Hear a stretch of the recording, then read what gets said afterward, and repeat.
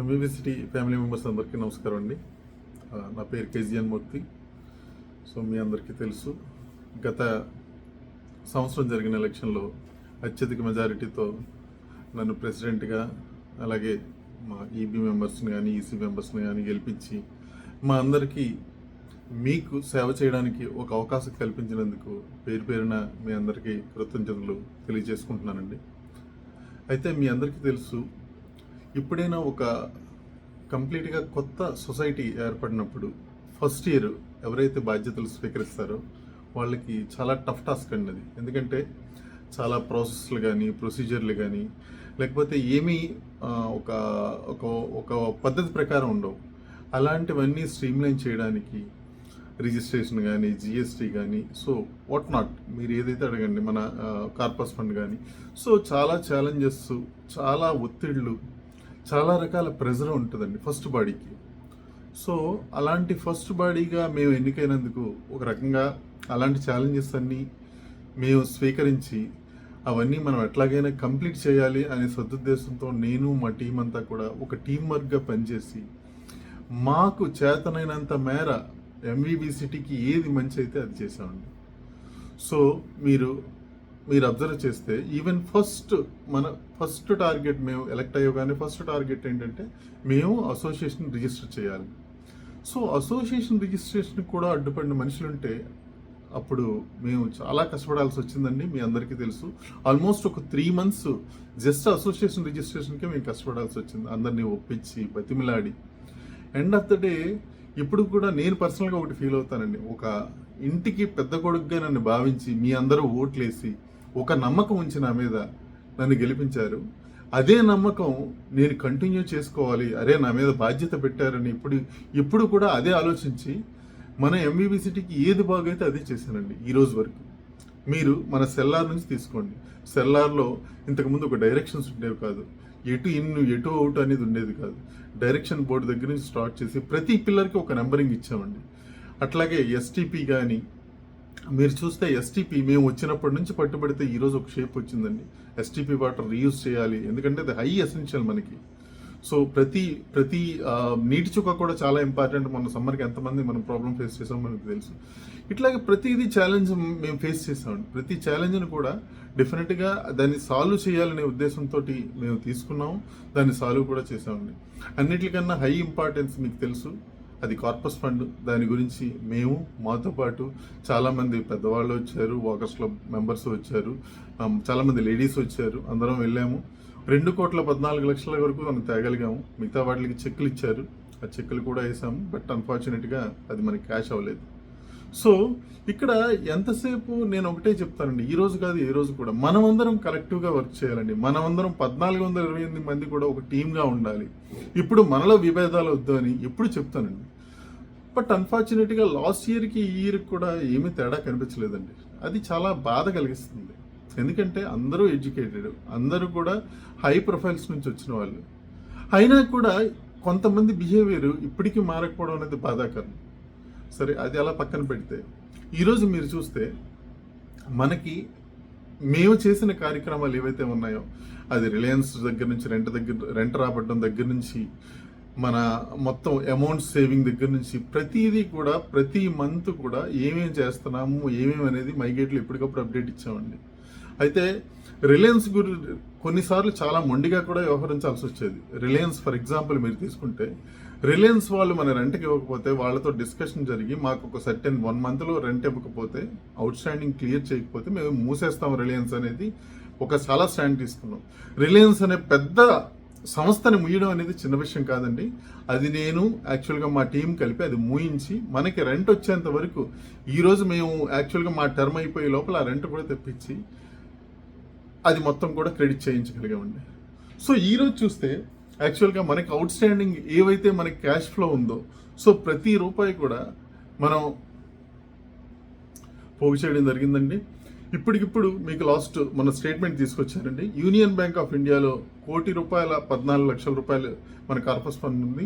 At the same time state bank of India Sagar Nagar బ్రాంచ్లో ₹1,00,00,000 ఉందండి. At the same time మన ICICI బ్యాంకులో fixed డిపాజిట్గా 60 లక్షలు ఉంది. At the same time ICICI bank current అకౌంట్లో 19,80,000 ఉంది. ఐసిఐసిఐ బ్యాంక్ సేవింగ్స్ అకౌంట్లో 10 లక్షలు, అంటే దగ్గర దగ్గర మన ఐసిఐసిఐ బ్యాంక్లో 60 ప్లస్ 20 ప్లస్ 10 90 లక్షల దాకా క్యాష్ నిల్వలు ఉన్నాయండి. సో ఇప్పుడు కూడా మీరు అబ్జర్వ్ చేస్తే మేము వచ్చాక చేసిన స్ట్రీమ్లైన్ చేసిన ప్రాసెస్ ఏంటంటే, మనకి ఏవైతే ఇన్కమ్ వస్తుందో అదంతా కూడా కరెంట్ అకౌంట్కి డైవర్ట్ చేసామండి.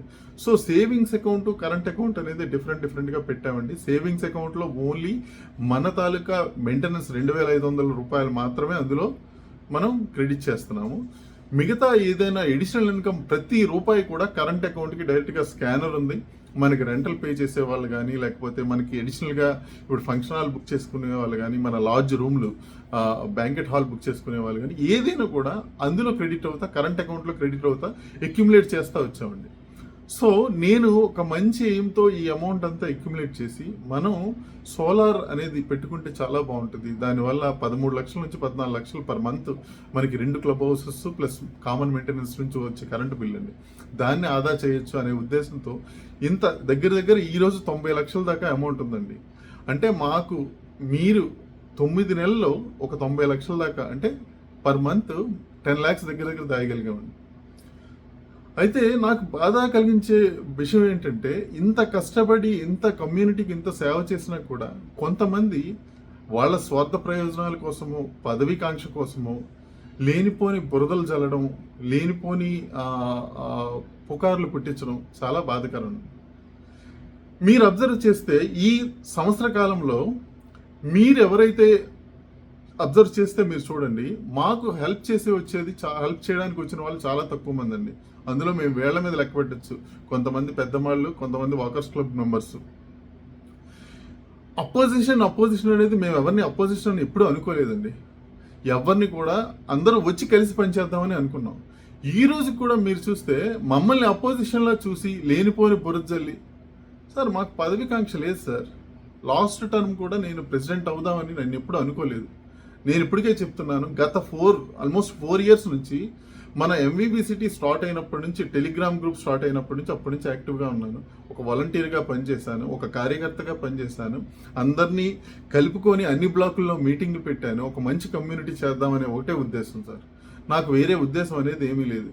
అప్పుడు కూడా లాస్ట్ టర్మ్ కూడా నేను ప్రెసిడెంట్ నిలబడినండి, పెద్దవాళ్ళు ఎవరైనా నిలబడండి, మీకు సపోర్టివ్గా మేము ఉంటా ఉన్నాం.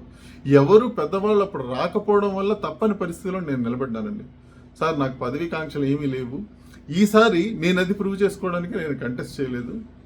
మనకి ప్రెసిడెంట్ అనే వ్యక్తి చాలా టైం స్పెండ్ చేయాల్సి ఉంటుందండి. నేను చెప్తున్నాను with 1 year experience. President, secretary, treasury ఈ ముగ్గురు చాలా టైం స్పెండ్ చేయాల్సి ఉంటుంది. సో అలాంటి పోస్టుల్లో ఒక వాకర్స్ క్లబ్ మెంబర్స్ కానీ, లేకపోతే ఒక పెద్దవాళ్ళు కానీ, ఒక రిటైర్డ్ పర్సన్స్ కానీ, ఇలాంటి వాళ్ళు ఉంటే బాగుంటుంది అనే ఉద్దేశంతో కొంతమంది యాక్చువల్గా ముందుకు వచ్చారు. నేను ఒకటే చెప్పాను, సార్ ఎవరు ముందుకు వచ్చినా నాకు ఇబ్బంది లేదు, మీరు రండి, మీరు చెయ్యండి, మీకు ఏదైనా సాయం కావాలంటే చెప్పండి, మేము మా హెల్ప్ చేస్తాం అని చెప్పి నేను అందరికీ అదే మాట చెప్పానండి.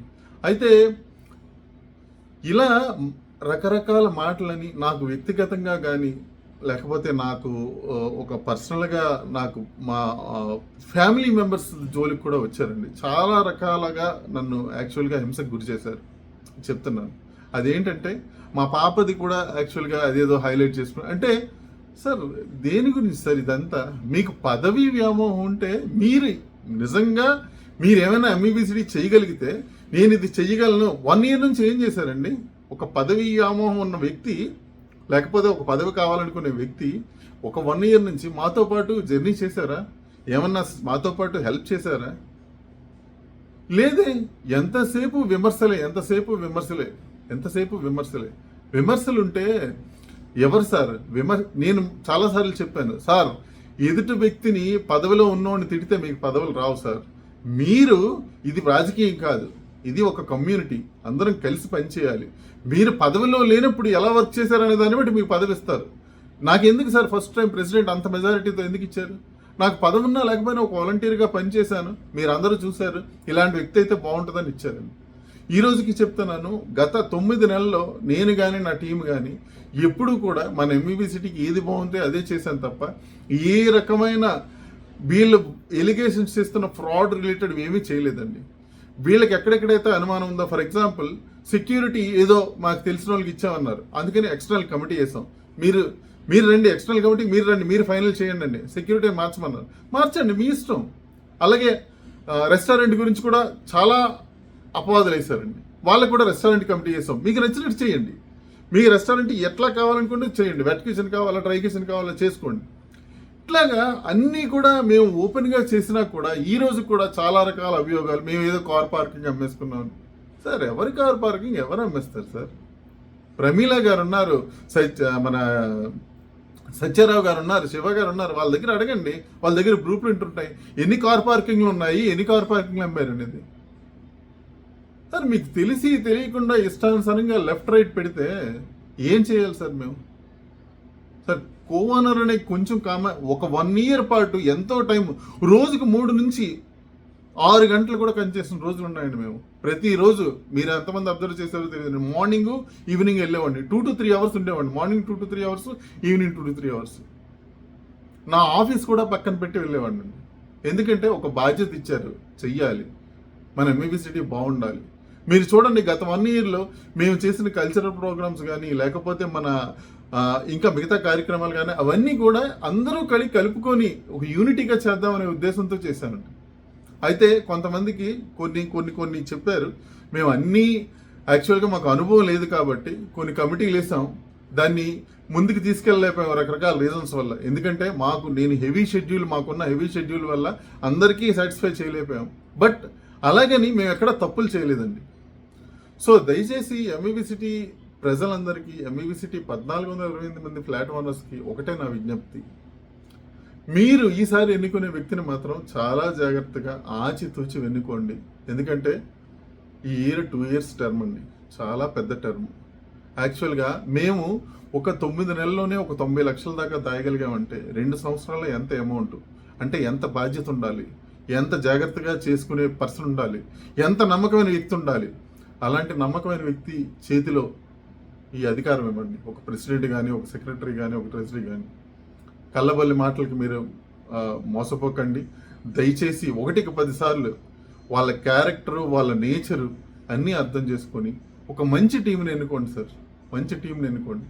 డెఫినెట్గా మా ఎక్స్ఈబీ ఏదైతే ఉందో అది డెఫినెట్గా సపోర్ట్ చేస్తుంది. ఏ రకమైన సపోర్ట్ కావాలన్నా డెఫినెట్గా మేము చేస్తాం, మేము హెల్ప్ చేస్తాం. అట్ ద సేమ్ టైం చాలా పనులు మధ్యలో అయిపోయండి.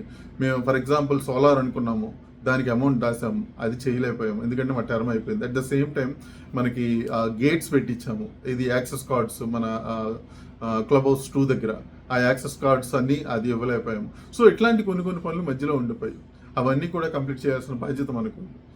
సో దయచేసి మీరు ఎన్నుకునే టీంను మాత్రం చాలా చక్కగా ఎన్నుకోండి, మంచి టీంని ఎన్నుకోండి. అట్ ద సేమ్ టైం మీ అందరికీ ఒక విజ్ఞప్తి, మమ్మల్ని ఎవరిని పొగడకపోయినా పర్వాలేదు, మా ఈబీ టీం చేసిన పనిని, గత సంవత్సరం పడిన కష్టాన్ని పొగడకపోయినా పర్లేదు, కానీ లేనిపోని అభియోగాలు పెట్టి చేయకండి. దేవుడి డబ్బు కూడా మేము తినేసామని అంటే ఆ భగవంతుడు మాత్రం నిజంగా క్షమించడండి. ఎందుకంటే మిమ్మల్ని అలాంటి అపవాదులు కూడా వేశారంటే ఇంకా మిమ్మల్ని ఎవ్వరూ క్షమించలేరు సార్. దయచేసి మీ అందరికీ చెప్తున్నాను, మన ఎంఈబీ సిటీ 1428 మంది ఫ్లాట్ ఓనర్స్కి చెప్తున్నాను, మీ అందరూ ఓటు హక్కు వినియోగించుకోండి. ఈ ఓటింగ్ కంపల్సరీగా కావాలి. 1428 మంది కూడా ఓటు వేయాలి. ప్రతి ఒక్క వ్యక్తి కూడా ఓటు వేయాలి. ఎందుకంటే ఈ టైం చాలా ఇంపార్టెంట్, 2 years టైం. దయచేసి అందరూ కూడా ఈ ఓటింగ్ కూడా యాక్చువల్గా డిమాండ్ చేయండి, అది మీ హక్కు. మీకు ఏ సపోర్ట్ కావాలన్నా ఈబీ ఉంది. సో నా నెంబర్ అందరికీ తెలుసు. మీకు ఏ రకమైన సపోర్ట్ కావాలన్నా మేము కూడా ఇస్తాం. ఎక్స్ఈబీ అయినా మేము మా సపోర్ట్ కంపల్సరీగా ఇస్తాం. దయచేసి ఎంఈబీ సిటీని గెలిపించండి. ఇది ఒక మంచి కమ్యూనిటీగా తీర్చిదిద్దడానికి ఎంతైతే చేయగలిగామో మేము అంత చేసామండి. మిగతా వాళ్ళు కూడా అలాగే అందరూ కూడా ముందుకు వచ్చి సరైన టీంని ఎన్నుకోండి. ఎందుకంటే ఇప్పుడు మీరు పెడుతున్న ప్రతి మెసేజ్ కూడా మన వైజాగ్లో మిగతా కమ్యూనిటీలకు వెళ్తుందండి. ఎంత దిగజారుస్తున్నారో మన కమ్యూనిటీని చూడండి. ఒక మెసేజ్ పెట్టడం, దానికి ఎగ్నెస్ట్గా ఇంకొకరు మెసేజ్ పెట్టడం. సార్ ఎందుకు సార్ ఇవన్నీ? ఎండ్ ఆఫ్ ద డే మనందరం ఒక ఫ్యామిలీగా ఉందాం సార్, ఒక మంచి కమ్యూనిటీగా ఉందాం. దయచేసి ఇది నా లాస్ట్ రిక్వెస్ట్ అండి, వినపం అనుకోండి. దయచేసి మంచి టీంని గెలిపించి ఎంఈబీ సిటీని గెలిపించండి. జై హింద్. Thank you.